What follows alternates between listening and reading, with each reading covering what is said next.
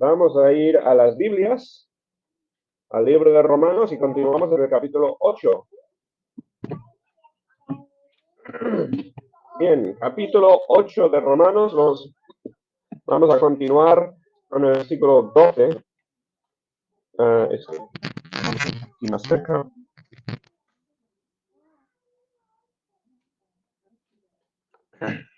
Está bien el ventilador atrás, igual es mucho ruido, lo apago. ¿Está bien? Lo dejo ahí, vale. Bueno, pues le iré. Venga. Vamos a empezar orando directamente por el tiempo del culto y después empezaremos con el repaso, como siempre. Nuestro Padre, te damos gracias por traernos aquí, gracias por tu bendición, gracias ahora por tu palabra. Pido que nos bendigas al estudiarla. Ayúdame a mí a hablar claramente y que lo que diga sea de provecho, de ayuda. Y pedimos pues que tu Espíritu nos ilumine, nos ayude a encontrar la verdad. Te lo pedimos todo en el nombre del Señor Jesús. Amén. Muy bien, entonces, en Romanos, repaso rapidito, capítulo 1, Pablo habla de que la verdad es clara e importante, dice que es deudor al Evangelio y necesita compartirla porque es urgente, ¿no? Romanos habla de eso, habla del Evangelio, ¿por qué importa? ¿Por qué estudiarla? Yo me acuerdo de cuando era joven en la universidad, hicieron un año entero hablando del Evangelio y me quedé con la pregunta que hicieron, ¿no? ¿Por qué estudiar el Evangelio si ya eres salvo? ¿No? El Evangelio no es para los que no conocen el Evangelio, los que necesitan la salvación, y la verdad es que no. O sea, sí es para el inconverso, pero necesitamos seguir estudiando el Evangelio porque, según la Biblia, estamos siendo salvos. No es que se acabó la historia en nuestras vidas. Hasta que me digas, tengo una vida santificada, ya no peco. Necesitamos estudiar el Evangelio porque el Evangelio es lo que nos santifica también. Es el tema más importante que hay en el desarrollo espiritual. Y desde luego Pablo habla de la importancia de venir a Cristo, si uno no conoce. Pero Pablo está hablando a cristianos, ¿no? El libro de Romanos está escrito a creyentes, ya, creyentes que necesitaban entender el proceso del Evangelio. Así que es importante, es claro, importante. Empieza en el capítulo 2 hablando de la justicia de Dios. Hablaremos mucho de la justicia en el libro de Romanos, ¿no? Pero empezando diciendo que Dios es justo, juzgará a cada uno por sus obras. Dios conoce o toma en cuenta el conocimiento de las personas, juzgará más severamente al que ha tenido más cerca de él el Evangelio y lo haya rechazado con más oportunidad. La justicia de Dios no es como la nuestra, ¿no? Debemos recordar eso. Dios es perfectamente justo según su definición de la justicia. Los judíos pensaban que por estar más cerca del Evangelio, o sea, por haber recibido la ley en hebreo a su pueblo, ellos estaban más cerca del cielo y lo que Pablo estaba diciendo es que no, estáis en más peligro que ninguno porque tenéis el Evangelio a mano y lo habéis rechazado, por lo cual tenéis castigo más severo que los que no habían conocido. Y Dios sabe todo eso. Bien, la cuestión, la pregunta de cómo Dios juzga a una persona que nunca haya escuchado o haya escuchado muy poco del Evangelio, pues la Biblia responde esa pregunta, ¿no? Muy claramente. Dios no juzga de la misma forma a esa persona. Juzgará a cada uno según sus obras y según su conocimiento. En el capítulo 3 vimos que la ley, lo que es de lo que se jactaban los judíos, la ley es lo que Dios dio a Moisés, lo que estamos leyendo ahora en la lectura como iglesia, ¿no? En Levítico, lo que hemos estado leyendo en Éxodo y lo que nos queda por leer. La ley no salva a nadie, sirve para una cosa, es demostrar el pecado, demostrar lo inaptos que somos para el cielo.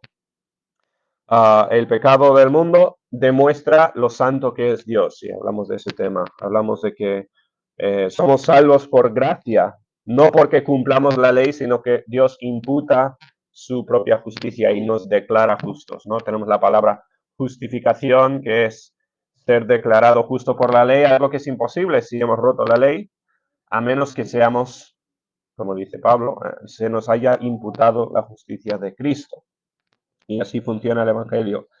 Después hablamos de Abraham, que no fue salvo por sus obras, o sea, él no cumplió la ley tampoco. Y la ley no se inventó con Moisés, la ley preexistió a Moisés, desde luego. Abraham rompió la ley moral de Dios en muchas ocasiones, pero Dios le salvó por su fe, no por sus obras. Después hablamos de la justificación y la salvación, hablando de realmente lo que Dios da, más allá de simplemente no ser condenados, que ya es mucho, sino que Dios tiene planes mayores para nosotros. Vamos a ver un poco más de esos planes en el pasaje de hoy. Después vimos que todos sirven a alguien, o a Cristo o a la carne. Toda decisión, por fácil o difícil que sea, es al final: voy a servir a la carne o voy a servir a Cristo. Decisiones, tenemos la vida llena de decisiones, ¿no?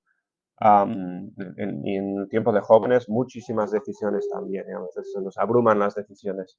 Siempre hay un camino que es andar en el Espíritu, lo que Dios desea para el futuro de tu vida, y hay un camino que es de la carne. Y la única cuestión que importa es cuál es esa voluntad de Dios, cómo servimos a Cristo y no servimos a la carne. Todos somos esclavos, y Pablo usa la palabra esclavos, ¿no? Siervos, esclavos de uno o del otro. Si servimos a Cristo, eso termina en vida. Si servimos a la carne, eso termina en muerte. Las consecuencias son radicalmente distintas según el maestro que tengamos. Después vimos que, aunque la ley es santa, la ley es buena, no es que la ley sea algo malo. Nosotros somos librados de la ley. No estamos bajo la ley. Y eso es bueno porque ninguno de nosotros alcanzó el estandarte de la ley, ¿no? Todos hemos caído antes, o sea, no hemos alcanzado la ley. Pero somos hechos libres de la ley, aunque nuestra lucha con el pecado continúa. Tenemos una lucha interna entre la carne, o sea, en la mente el deseo de servir a Cristo, y en la carne lo que desea la carne. Y Pablo dijo tantas veces: quiero hacer algo, quiero hacer lo correcto, pero de todas formas caigo y peco, ¿no? Y sigo como si fuera con una lucha interna. Y así es la vida cristiana. Hola, Tardi. Buenas. Seguimos en esta lucha constante por hacer lo correcto. No podemos dejar atrás o pensar que hemos dejado atrás las decisiones, ¿no? Es una decisión diaria, constante, de luchar por hacer lo correcto. Y aunque el deseo esté bien, muchas veces no hacemos, aunque lo deseemos hacer, no lo hacemos. Después, la semana pasada empezamos en el capítulo 8 y vimos que el Espíritu Santo es el que obra la santificación en nosotros. O sea, una cosa es ser declarados justos, eso fue pasado, ¿no? Eso ocurrió cuando pusimos la fe en Cristo. Pero ahora es el proceso de santificación, y el Espíritu Santo, el mismo Espíritu que mandó Jesús, dijo: cuando yo me vaya va a venir un consolador, un ayudador. Ese Espíritu Santo es el que nos va santificando y ayudando a ser mejores personas que sirven más a Cristo, personas que son más maestros de Cristo que siervos de Cristo que siervos de su carne, ¿no? Y hasta allí llegamos en Romanos. El Espíritu Santo nos va santificando. Y el versículo 12, que es donde continuaremos, pues continúa la idea. Así que, ya que el Espíritu está obrando en nosotros, nos está llevando hacia la santificación, dice: así que, hermanos, deudores somos. Y esto nos lleva atrás al primer capítulo de Romanos. ¿Os acordáis? Cuando Pablo dijo: soy un deudor por el Evangelio, tengo esta necesidad de compartir. Pues misma idea, somos deudores, y la palabra deudores está traducida correctamente, ¿no? Es sencillamente, tenemos un deber, una responsabilidad, se podría decir. No somos agentes libres para hacer lo que nos dé la gana, tenemos una responsabilidad grande. Dice, somos deudores, no a la carne, y aquí hablando de la carne, también, no es deudores a la ley tampoco. Dice, si fuéramos deudores a la carne, dice, para que vivamos conforme a la carne, para que nuestro enfoque estuviera en la lucha carnal, pues no es así, porque si vivimos conforme a la carne, si fuera eso el caso, moriríamos todos. No somos deudores, no tenemos una responsabilidad hacia la ley. Fuera el caso, serían malas noticias. Pero si vivimos por el Espíritu, que es lo que nos dijo todo, de lo que hablaban todos los versículos anteriores, si vivimos por el Espíritu, hacemos morir las obras de la carne y viviremos. Bien, esta es la idea de ser, ir controlado por el Espíritu Santo y ir tomando las decisiones para servir a Dios y no a la carne, lo que hemos ido viendo hasta ahora. Bien, porque, y aquí he puesto en paréntesis porque esto el versículo y medio anterior era en paréntesis. Cuando empezamos en el 12 dijo, así que hermanos, somos deudores de ¿qué? O sea, ¿por qué somos deudores? Dice, no a la carne, somos deudores porque todos los que son guiados por el Espíritu de Dios, guiado en el sentido de que tenemos al Espíritu Santo enseñándonos a hacer lo correcto, hablamos antes de decisiones, el Espíritu Santo ayudándonos a tomar decisiones correctas día a día. Los que somos guiados por el Espíritu de Dios, estos son hijos de Dios. Hijos, aquí es una palabra general, significa descendientes realmente, ¿no? No es tampoco es género neutral también, hijos e hijas se podría decir. Somos descendientes de la familia de Dios, es la idea. Y ahora esto lo vamos a desarrollar más en estos versículos en adelante, ¿bien? Eso va a ser el tema principal para hoy. Pero los que somos guiados por el Espíritu, o sea, en términos que conocemos igual, los que tenemos el Espíritu Santo dentro, porque hemos sido justificados, porque hemos sido perdonados por el pecado y tenemos el Espíritu Santo dentro de nosotros, somos hijos o descendientes de Dios. ¿Bien? ¿Y qué significa eso? Dice, porque no habéis recibido el espíritu de esclavitud para estar otra vez en temor. Hemos hablado de recibir el Espíritu de Dios. ¿Qué significa ese Espíritu? O sea, ¿qué significa ser habitado por el Espíritu de Dios, el Espíritu Santo? No es, como dijo antes en el versículo 13, no es espíritu de que estamos esclavizados a la carne o a la ley, con la idea de que tenemos la presión de tener que cumplir. Imagínate vivir en los tiempos de Moisés, ¿no? Y tener que cumplir con todas las leyes, creo que 600 leyes por allí de vida, en cuanto a todo, en cuanto a salud y purificación y ceremonias y sacrificios y desde luego las leyes morales. Imagínate vivir con la presión de tener que sí o sí vivir, obedecer y cumplir todas esas cosas. Y eso era lo más importante, lo único que importaba. No somos esclavos de la ley, eso no es lo que define nuestras vidas. Evidentemente, Dios sigue, o sea, no es decir que no importan esas cosas, porque seguimos sirviendo a Cristo o a la carne y no queremos servir a la carne, ¿no? Pero no estamos definidos por nuestra relación con la ley. No es nuestro enfoque cumplir un montón de reglas, por buenas reglas que sean. No hemos recibido espíritu de esclavitud para estar otra vez en temor, porque si al final estarías si estuvieras bajo la ley. Y voy a decir, todas las religiones del mundo, lo que yo haya aprendido de las demás religiones, no me sé todo de todas las religiones, ¿no? Pero creo que podemos decir muy claramente, en forma general, en las religiones, están basadas en temor, en gran parte. Y a veces el cristianismo es acusado de algo parecido cuando hablamos, pues, especialmente o cuando enfocamos la conversación en el infierno y en las consecuencias del pecado.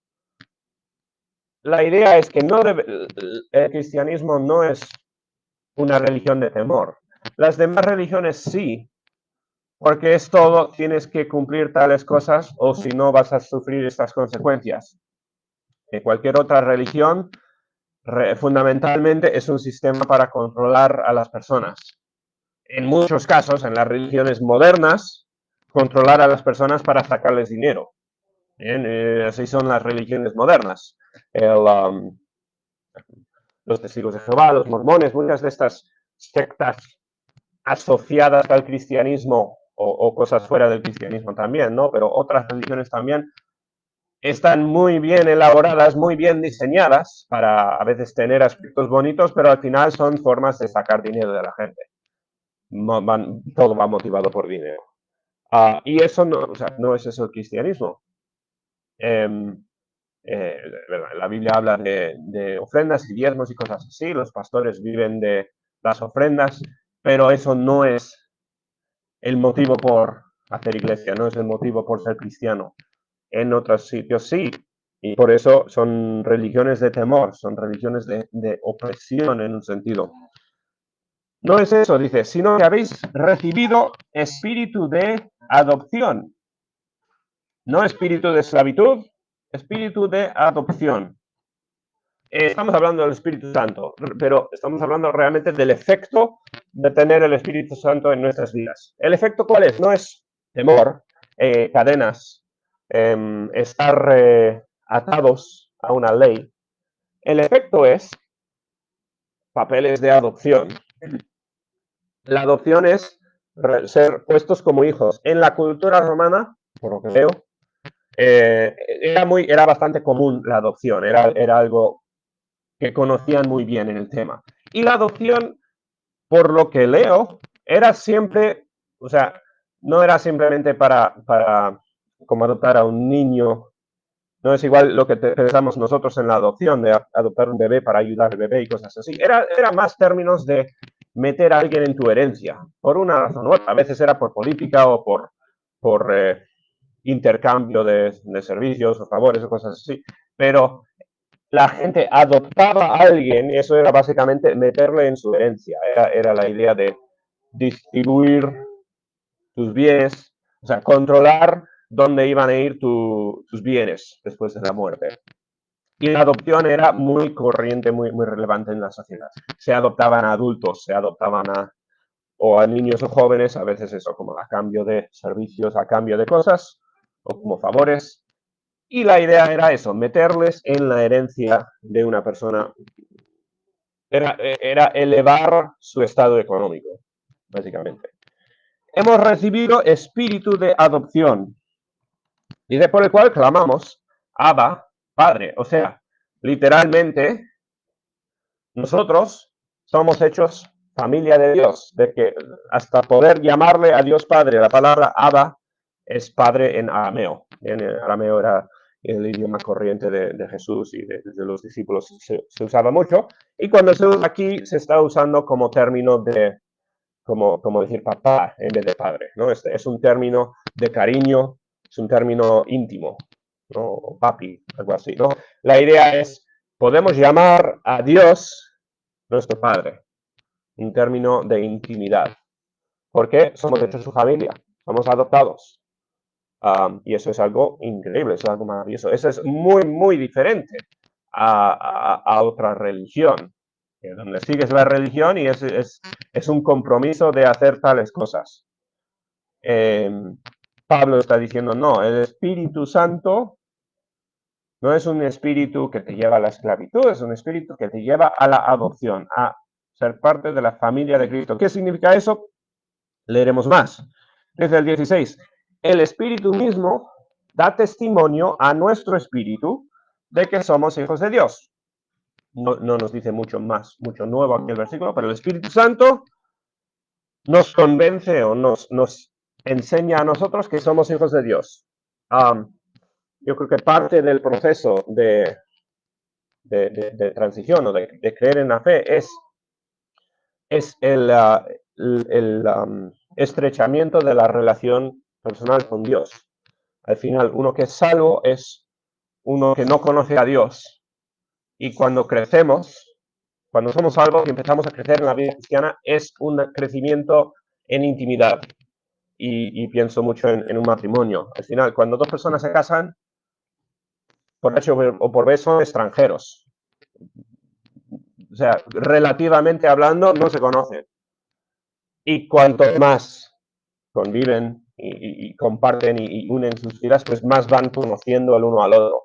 Es un poco parecida a la idea aquí.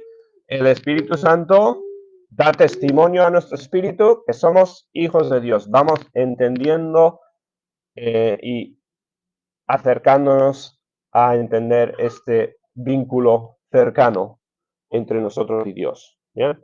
Otra vez, pensamos en adopción, no esclavitud. Pensamos en que ahora somos parte de la familia de Dios, una posición de el privilegio más alto que hay. Dice, y sí, hijos, y ahora llegamos a lo que dije del principio de la responsabilidad, ¿no? O sea, aquí venía Pablo. No es pero no estamos hablando de esclavitud, estamos hablando de la responsabilidad que viene con una posición de privilegio, ¿bien? Que no son, o sea, que nos llevan a un lugar algo similar, pero significan algo muy distinto. Y si hijos, dice, también somos herederos. Y eso, como decía antes, en la cultura romana era asumida.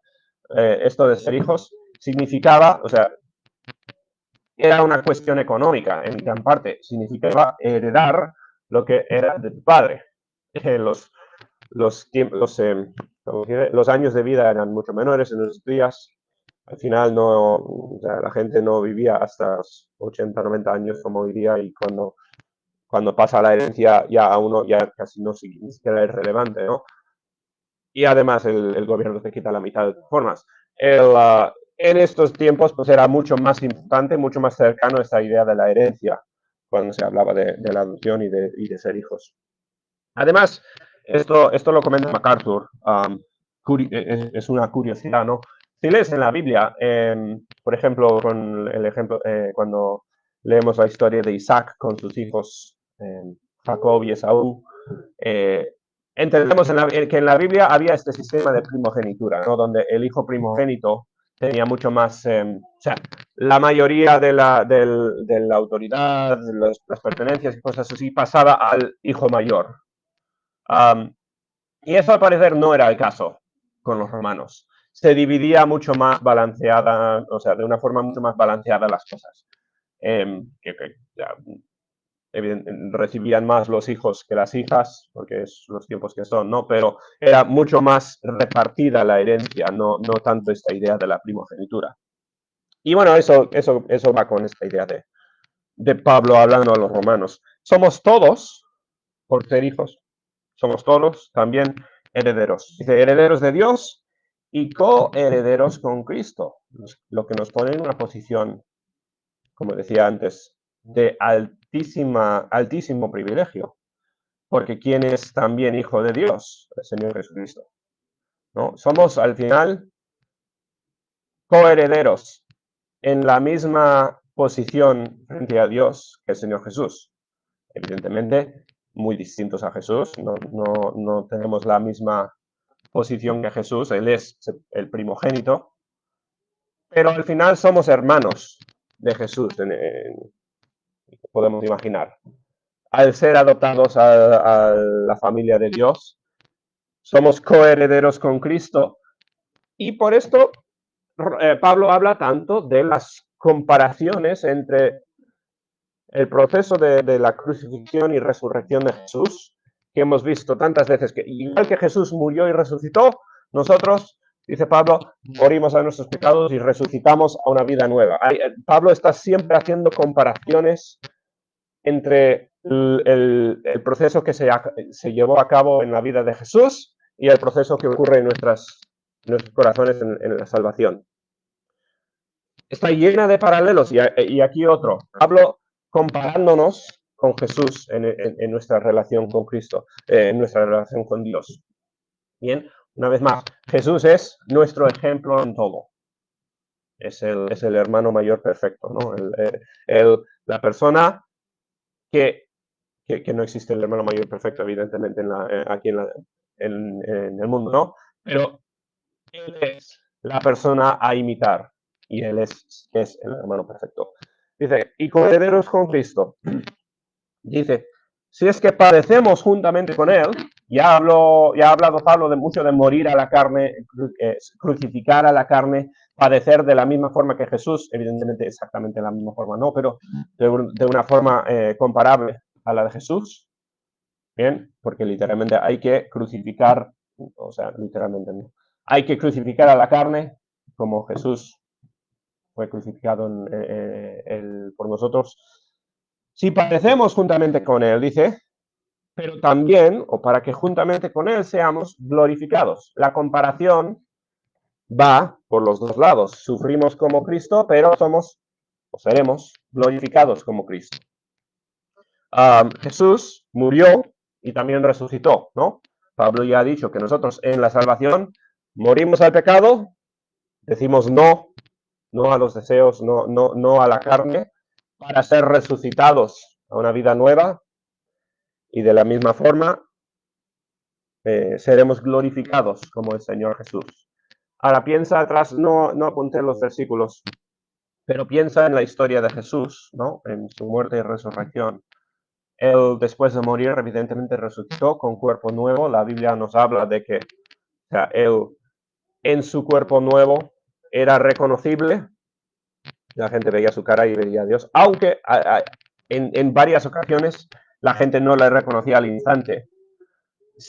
Nos deja claro la Biblia que habían cambios drásticos, pero a la vez era la misma persona, era reconocible, ¿no? Y ahí pues trata algo de Dios obrando milagros también para desarrollar la historia.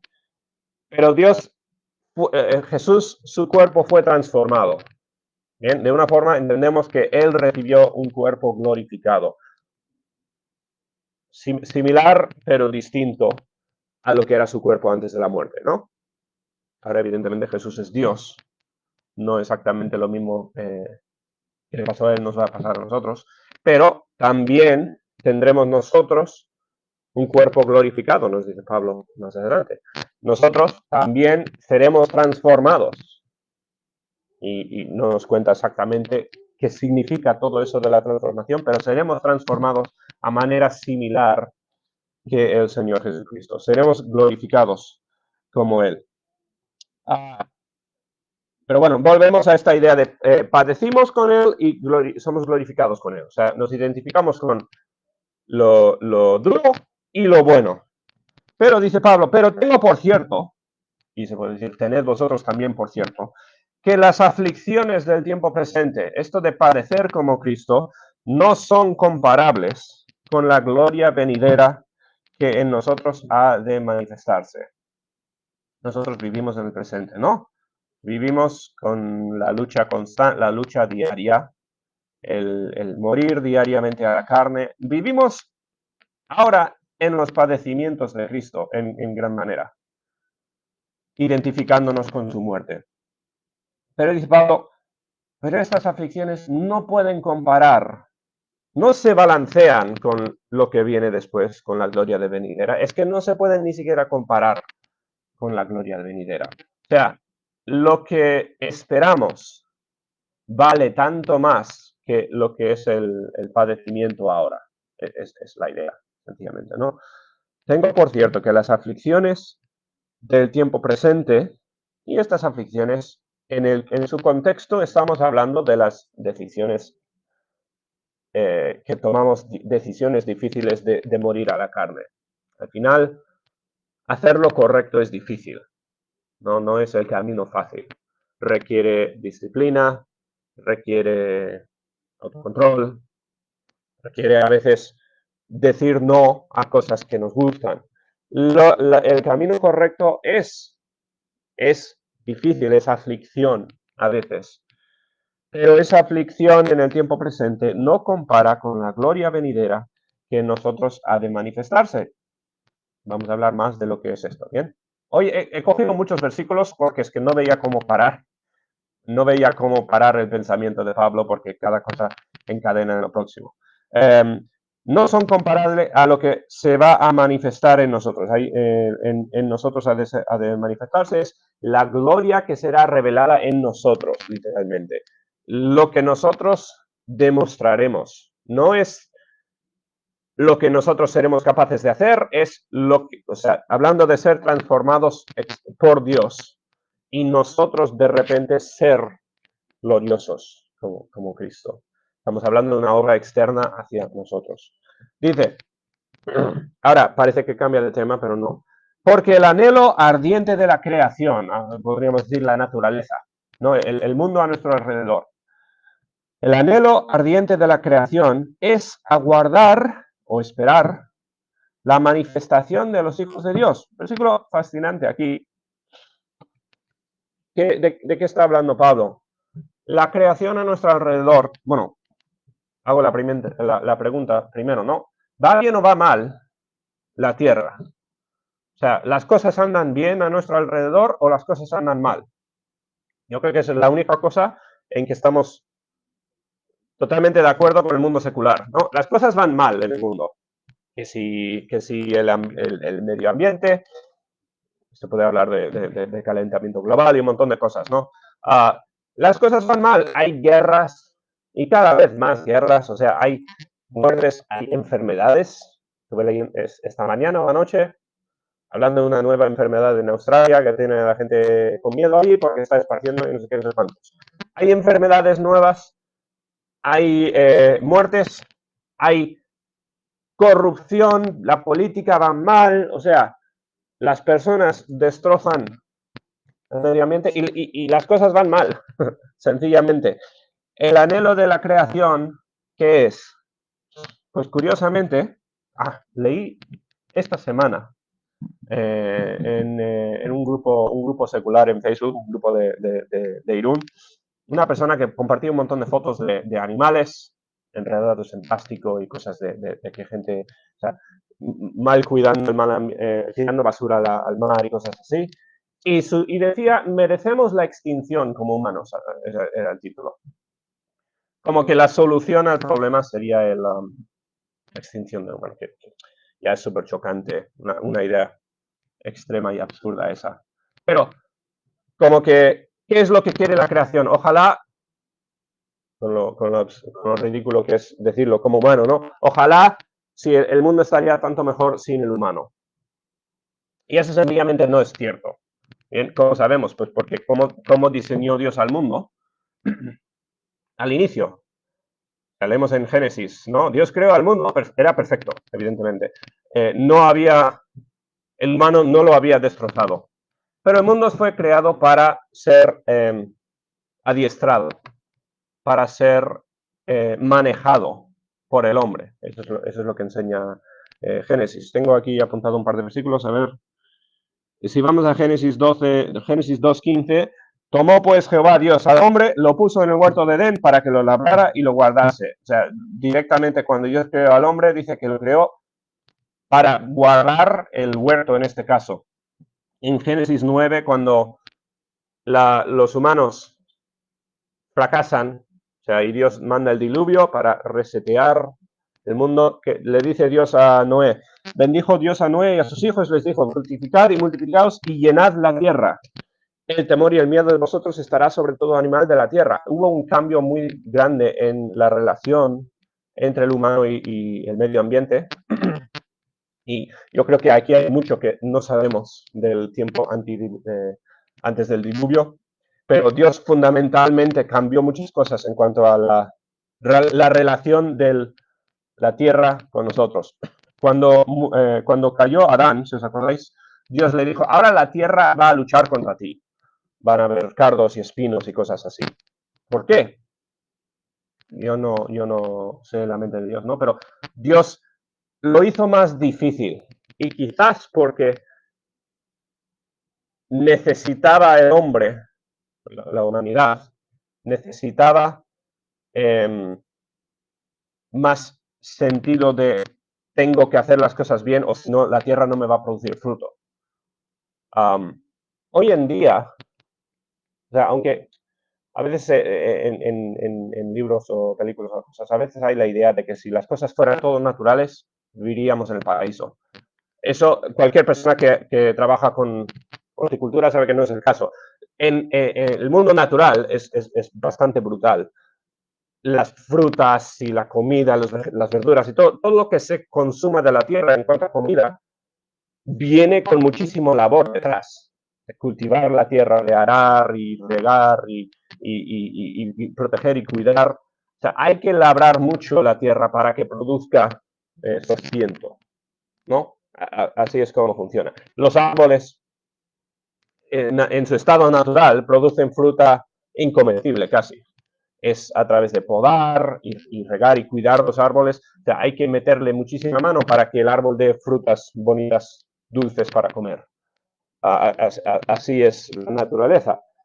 Quizás Dios dijo, el hombre necesita empezar a esforzarse porque si no, no va a hacer su trabajo de cuidar de la tierra. No lo sé. Pero después de Moisés se hizo incluso más difícil porque de alguna forma, incluso los animales ahora se convirtieron en enemigos de los humanos. Quizás antes del diluvio no era el caso, ya había más relación estrecha entre humanos y animales. La verdad no sabemos mucho de cómo era antes del diluvio, pero Dios pone una vez más barreras entre el humano y la naturaleza. Pero, ¿por qué? Dice, sobre todo, dice, el temor y el miedo de vosotros estarán sobre todo en animales de la tierra y sobre toda ave de los cielos, en todo lo que se mueve de la tierra y en todas las peces del mar. En vuestra mano son entregados. Una vez más, la responsabilidad de cuidar de todo esto recae en el humano. Bien, así que movimientos de hoy en día de eliminar la mano humana de la tierra um, son antibíblicas y también un poco antilógicas. Pero bueno, porque la tierra necesita al humano para, para fructificar, para funcionar bien. ¿Bien? ¿Por qué? Porque Dios los diseñó así. O sea, Dios diseñó a la tierra para ser cuidada, para ser labrada. Entonces, por eso, dice Pablo, ¿no? El anhelo a ver. El anhelo ardiente de la creación, que es la manifestación de los hijos de Dios. O sea, el problema en la tierra ahora es verdad, los humanos. Y lo que necesita la tierra es humanos glorificados. La tierra necesita cristianos santificados, arreglados. Pero la tierra no pecó.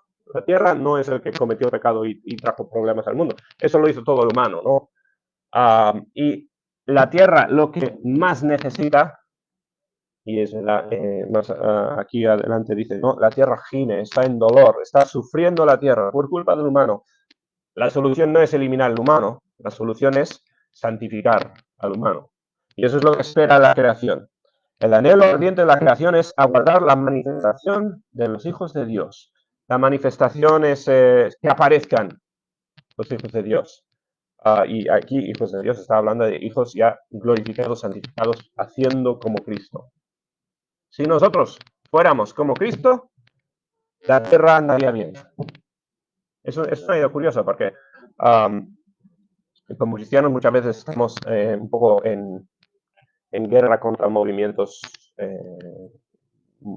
a veces verdes, liberales de cuidar de la tierra, porque a veces se pasan de la raya y cosas así. Pero realmente la Biblia habla de nuestra responsabilidad mayor aquí en la tierra es cuidar de la tierra, es gestionar y ser mayordomos de la tierra. Y eso es lo que necesita la tierra. ¿La solución cuál es? La solución es sencillamente que la gente sea convertida. Porque dice, la creación fue sujetada a vanidad. Vanidad es vacío, es corrupción,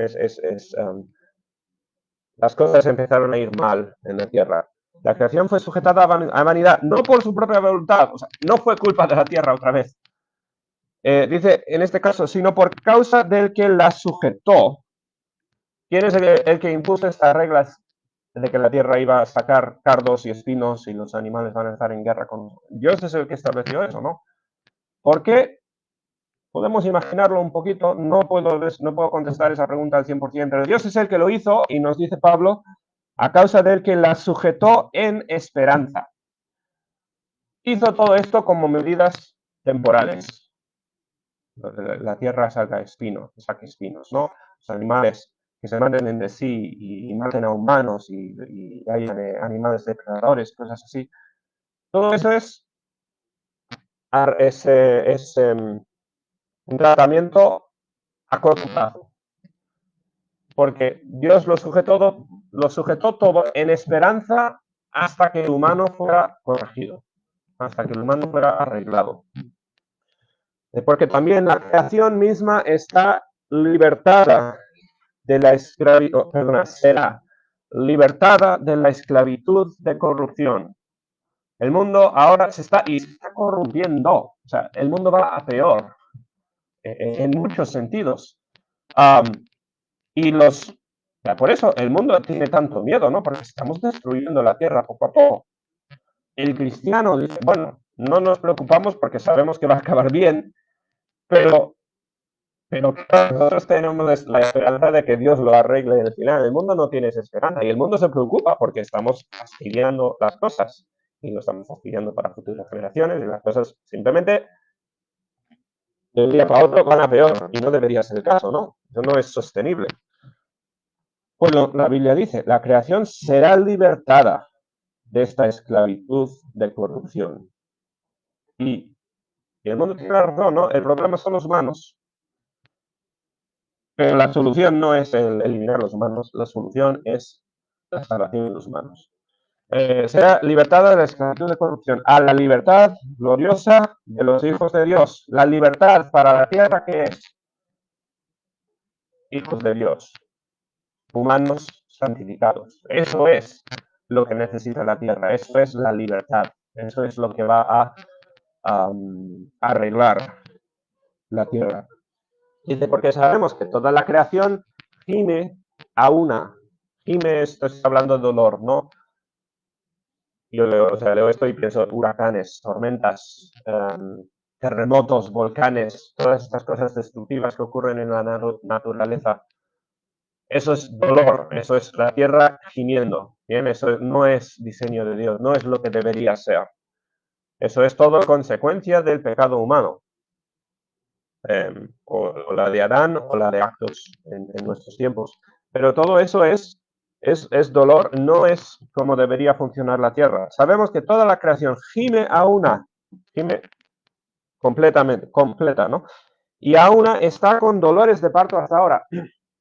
Yo creo que no fue hasta estudiar esto esta semana que entendí aquí, o sea, la idea de dolores de parto no está simplemente hablando de dolores intensos, que dolores de parto son dolores intensos, pero el dolor del parto específicamente, y hablo como hombre, evidentemente, ¿no? Pero es un dolor que te acerca a algo bueno, si se entiende, ¿no? O sea, es un dolor con esperanza, es un dolor que dices, como dice la Biblia, después del nacimiento, en un sentido, se olvida del dolor, ¿no? Porque o sea, ese dolor es reemplazado con algo bonito, algo bueno, algo esperado.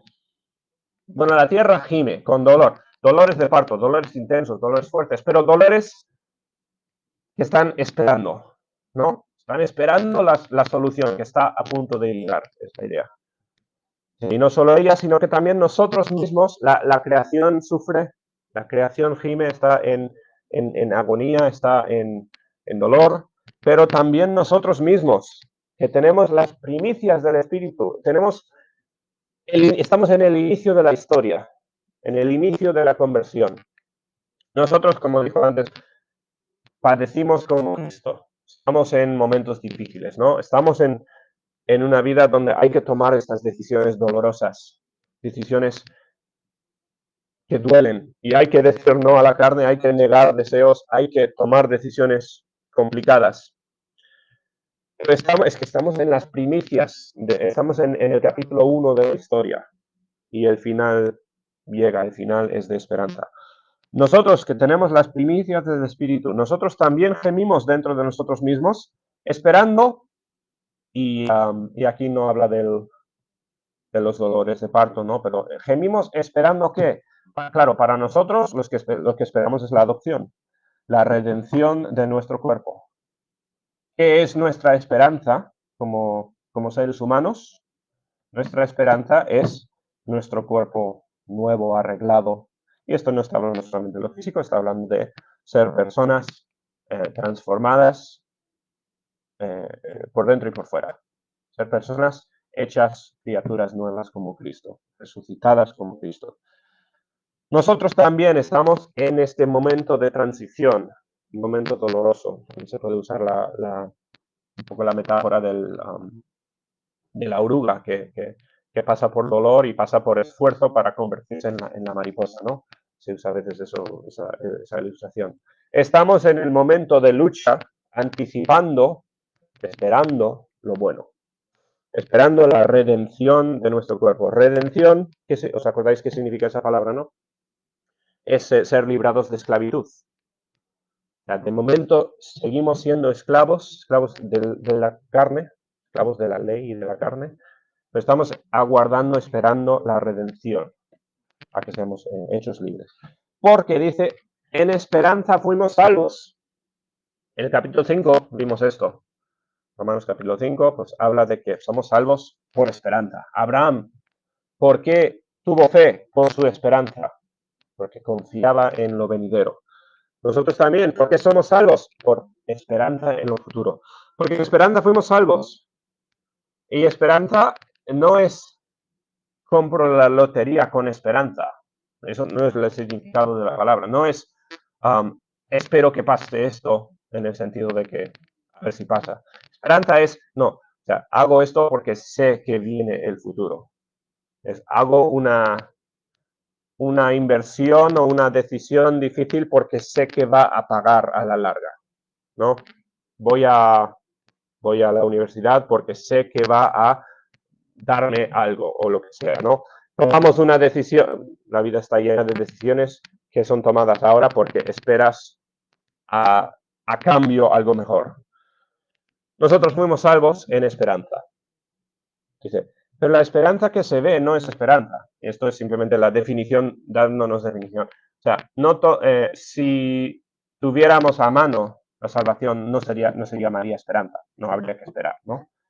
La salvación, fuimos salvos en esperanza y eso, claro, lo que significa es que es futuro lo que esperamos. Está ahí metido en la palabra esperar, ¿no? La esperanza que se ve no es esperanza, porque lo que alguno ve hay que esperarlo. Y aquí digo muchas veces, ¿no? El mundo tiene esta idea de que los cristianos somos personas que tenemos mucha imaginación en algo invisible y queremos que algo sea cierto sin saberlo. Y bueno, eso es la idea que tienen inconversos del cristiano, pero eso no es el cristianismo. La esperanza es estar convencido de algo, no es esperar que algo sea cierto, es estar convencido de que esto va a ocurrir. Eso es la fe también. Cuando la Biblia habla de fe, es muy parecida a esa idea, ¿no? Es estar convencido. Evidentemente no se ve, evidentemente no se puede probar y no se puede convencer a ninguno de la existencia de Dios ni de las cosas que esperamos científicamente, no se puede probar. A la misma vez, no estamos convencidos de algo que no se puede saber. Entonces, sería una apuesta, ¿no? Y nosotros no apostamos por la salvación. Eso es una de las cosas que dice mucho el Richard Dawkins, ateo muy famoso, ¿no? Es si decidiera creer en Dios, ¿en cuál creería, no? Si hay miles de dioses, ¿a cuál apostaría? Así no, eso no es lo que hace el cristiano. El cristiano no está apostando por una probabilidad. El cristiano, de verdad, actúa simplemente porque está convencido. Y es convencido de algo que no puede ver todavía, es convencido por esperanza, pero no quita del que es estar convencido. Al final, eso es una obra que hace Dios en el corazón. Yo no puedo inculcar fe en nadie. Yo no puedo convencer a nadie de creer en Dios. Eso es una obra que hace el Espíritu Santo en el corazón. Ahora, yo estoy convencido en mi corazón O sea, no podría estar más convencido. Y bueno, cuando hablamos de la apologética y cosas así, es más para poder lidiar con preguntas y ser de ayuda cuando se habla con inconversos de la existencia de Dios y todo esto. Desde luego queremos poder tener conversaciones fructíferas, pero a la vez entendiendo que no le vas a probar a nadie la existencia de Dios. Porque vivimos en esperanza, porque no ha ocurrido todavía. Y ese dualismo, esta idea de sufrir ahora y esperar lo bueno, es fundamental al cristianismo. Hay tantas versiones del cristianismo que son, o sea, te prometen toda la vida al momento, ¿no? Haz esto y se te mejorará la vida muy pronto o lo que sea. Es tanto en base de promesas irreales, promesas inventadas para convencer a la gente de unirse al grupo, unirse a la iglesia, dar dinero, lo que sea. Eso no es el cristianismo, o sea, eso no es esperar, eso no es aguardar el tiempo de Dios en algo. Porque en esperanza fuimos salvos. La esperanza que se ve no es esperanza, porque lo que alguno ve hay que esperarlo. Y aquí terminamos. Ya hemos sido muy largos hoy. Pero si esperamos lo que no vemos, con paciencia lo aguardamos. Y otra vez, eso es lo que significa la esperanza. Tener paciencia, ¿no? Esperar y confiar que Dios va a hacer lo que Él ha prometido. Y lo que toca al cristiano es sencillamente eso, entender que estamos en el momento de compartir con los padecimientos de Cristo y estamos aguardando la glorificación, aguardando el que Dios nos transforme, haga cosas muy grandes y muy buenas en nuestra vida. Igual que la tierra, ¿no? La tierra también aguardando que se acabe el plan de Dios. Y ahí vamos a terminar por hoy. Hemos cubierto mucho terreno hoy, pero es que no sabía, como dije, no sabía cómo cortarlo. Así que lo siento por el tiempo largo hoy. La salvación entonces viene con responsabilidad. Volvemos a esta idea de la adopción. No es salvación y me pongo los pies en el sofá, me tumbo en el sofá a esperar. No, he sido adoptado, soy coheredero con Cristo.